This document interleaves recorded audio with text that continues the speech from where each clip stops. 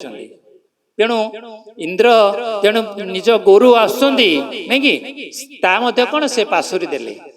माने गारिमा हेतु गर्व अहंकार हेतु बृहस्पति को सेटा कौन है बहुत बाधि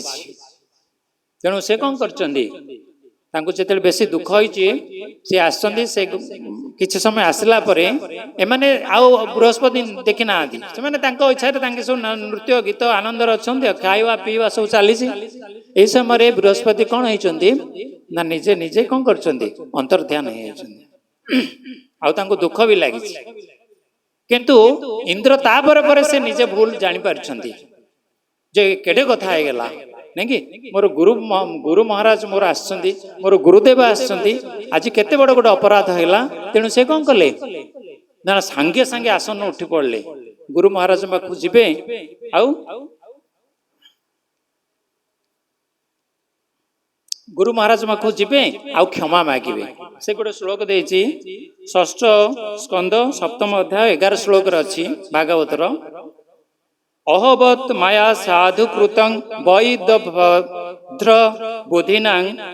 जन्म ये स्वर्य मतेन गुरु सदस्य कात कृतः मु केडे अपराध न कली तार अर्थ होची मु निर्बोध बड़ ऐश्वर्य गर्भरे अंध होई कि शोचनीय अन्याय करिछि सभास्थल को आसीथिबा गुरुदेव को अभ्यर्थना न करी मु तांको अपमान करिछि देखंतु से इंद्र हेले मध्य मायार कबलित होइले तेणु आमको मुक्ति किए देबे केवल गुरु ही दे पारिबे गुरु को शरण रे आसिले से ही दे पारिबे आ गुरु जे प्रकृत शुद्ध गुरु गुरु महाराज हमर से समस्त मन कथा जानी पारंती